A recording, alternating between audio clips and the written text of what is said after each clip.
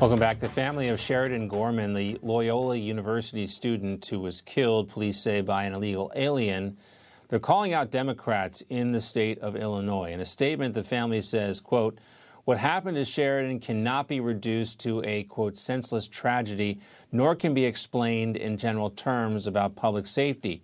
She was doing something entirely normal, walking near her campus with friends. She should be here." President Trump placed direct blame at Joe Biden and Illinois Governor J.B. Pritzker's feet on Wednesday night. Watch this. The illegal alien monster charged with Sheridan's brutal murder had come illegally from Venezuela and been released into our country by sleepy Joe Biden. He had no idea what the hell he was doing. But he was then arrested again and released again by the Democrat governor, J.B. Pritzker, one of the worst governors in the history of our country, in the sanctuary city of Chicago. Democrat politicians, they don't care about American blood. They spill in their very demented pursuit of these open borders. Every American needs to know. So the consequences of open borders, this time in Chicago. Meantime, the Loyola campus newspaper, The Phoenix, reported on the case and then issued an apology the next day.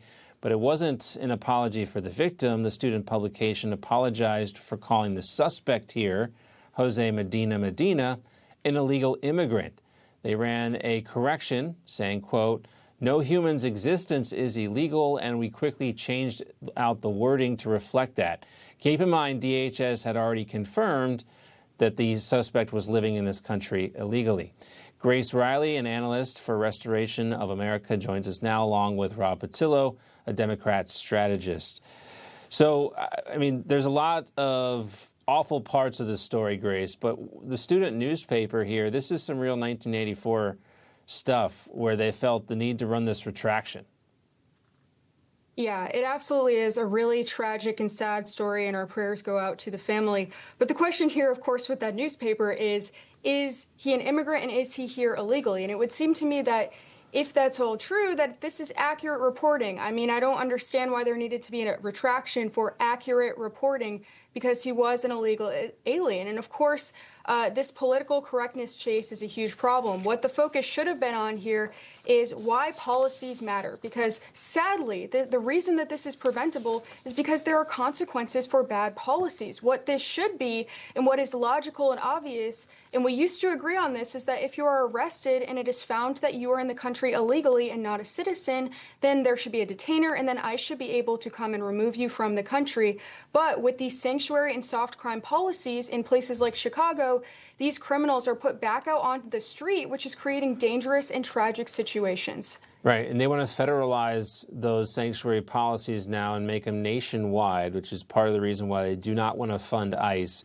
And I want to play a clip here for you, Rob. This is the mayor of Chicago, Brandon Johnson. Watch this. This name derives from our city's legacy of standing up for justice, dignity, and the rights of all people, no matter where they come from. I want to take this moment to reiterate that Chicago does not want ICE on our streets, in our airports, nor in our city. Chicago believes in abolishing ICE. So while he's watching this murder investigation play out in his city, Robbie decides to have a ceremony celebrating the fact that they want to abolish ICE. Meanwhile, ICE could have prevented this murder from happening had they been allowed to take this guy out of jail. Oh, well, let's remember, ICE already came to Chicago last year during Operation Midnight Blitz. We had Commander Bonvino on the ground. They were arresting people. They shot people in Chicago last year. So this idea that ICE is somehow this panacea solution to solve all crime in any given city, I think is being borne out to be incorrect. Whatever they did last year in Operation Midnight Blitz, if they thought that was going to get rid of all crime in Chicago, then this would not have happened. I think the focus has to be on, one, campus security, because whether this was the undocumented migrant or not, or just some person in Chicago, students should feel safe on campus. Then by having these distractions of making this about where the person is from as opposed to security on campus, you're endangering the lives of other students. Remember, Chicago for years had one of the highest violent crime rates in the country, and that is not to be pinned on undocumented migrants. We have to deal with public safety as a real core principle, particularly for students, and this young woman should absolutely still be alive. I'll let Grace respond to that. Go ahead, Grace. Yeah, I think that the focus on the undocumented immigrants and why that's a part of this story is because this is a pattern that we're seeing across the nation, where there are these repeated instances of people being let out of jail, especially so known criminals being let back onto the streets. And that's a really significant problem. I would agree that crime and safety in general should be a focus. And yeah, absolutely, heightened security on college campuses, that's fine. But we cannot ignore the fact that the sanctuary policy, which prevents the federal government from being able to do what they need to do to take illegal aliens out of these states and deport them if they are in jail, not getting cooperation from the states and from those governments, is a huge significant thing here. And that's what came into play in this specific case and in many others across the country. And there are more. We obviously have Grace Reilly. We have Joe Abraham, who's a father who lost his daughter, Katie, a few years ago from an illegal alien in a drunk driving accident. And he's reached out to the leadership in Chicago and not heard anything. So that's why this is a key part of the story. Yeah, Robin, it seems very difficult for Democrats to admit this is a problem, a real problem in this country. No, I don't think that is at all. What I think we have to remember is that when President Obama was in office, he was called the deporter-in-chief. He deported over 3 million people during the course of his term. President Clinton had one of the most aggressive immigration policies of any president in the last 40 years during his administration. And they did all of this without ICE, without having to have these militarized police forces mass dragging people out of the streets. There is an administrative process which can be cooperated on between state, local, and national governments in order for these things to take place. But when you have an administration that seems set on antagonizing the local governments, not working with local officials, simply coming in as this big brother police state that's going to override local authorities, then that's when you have these issues. If President Trump just followed the Obama model from 2009, he would have deported more people last year than he ended up with, despite ICE being the 15th largest military by funding in the world. I think the issue a lot of people would bring up with that is the millions of illegal immigrants that have come into this country after President Obama, specifically during the 4 years that Joe Biden was in the White House. I wanted to ask you both, too, about lawmakers heading home for their Easter recess tomorrow. We don't see any kind of deal in sight. And here's Minority House Leader Hakeem Jeffries, what he is saying about ending the DHS shutdown. Watch this. All Speaker Johnson needs to do is bring the legislation to the floor that will pay TSA agents and reopen the parts of the Department of Homeland Security that have nothing to do with ICE and have nothing to do with Trump's extreme and violent mass deportation machine. That's all that needs to happen. Somehow, Grace, it's not that simple, is it? Yeah, apparently not. And I'll start by saying the American people deserve more in general from our representatives, and none of us are happy if they're going to go on recess, and this is still going on with so many unpaid and so much chaos across the country. DHS needs to be funded, and the key here is that Republicans from the start have put forth bills of funding DHS fully, and it's important to note that ICE is funded through 2029 already. So to create this entire problem based on ICE, apparently, is absolutely ridiculous. And the Democrats are the ones who have continued to vote no on funding the department, and the department needs funding fully. And they're the ones who started this cycle and are responsible for TSA officers not being paid right now. Rob? I think it's ridiculous. As Leader Jeffrey said, they could fund TSA right now. And the demands the Democrats have made for funding ICE or funding DHS in total are completely reasonable.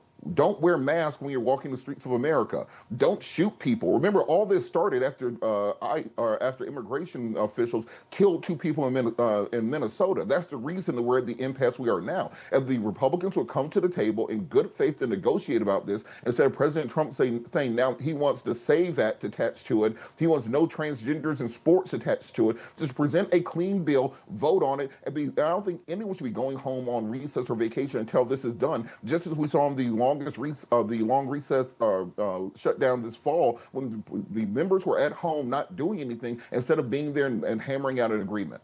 Well, President Trump and many others have pointed out the reason why they want to do these things together is because they are 80-20 issues that the vast majority of Americans support. But I will ask you about the Save America Act. President Trump continues to ramp up pressure on lawmakers. Democrats simply will not get on board. Meantime, on TV, Joe Scarborough on MS Now went off the rails earlier today. He claims that Trump won't allow funding of TSA so he can try to rig the upcoming election. And what's he doing this morning? He's saying, let's pass the Rig the Elections Act. An act that's not about voter ID, because I support voter ID. Not about saving America. I support voter ID. So it's to rig the election. It's plain and simple. And they're holding our TSA agents' salaries hostage, Willie. Election rigging, Grace, here. What's going on?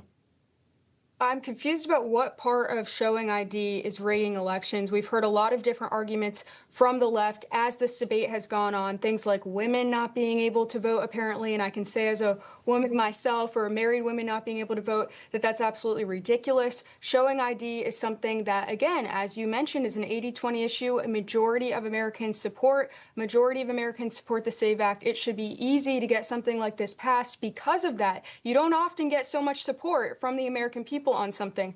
So he's right to push this forward. Election integrity is extremely important. And I would add, I mean, again, I don't know how this would rig the election. Showing ID should help him. Obviously, he just won an election without it still, so I don't know why they would ever make that argument. But we need to pass this because the American people want election integrity.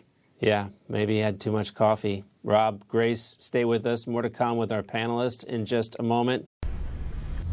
Information. Truth is freedom. Is Newsmax. It's real news for real people.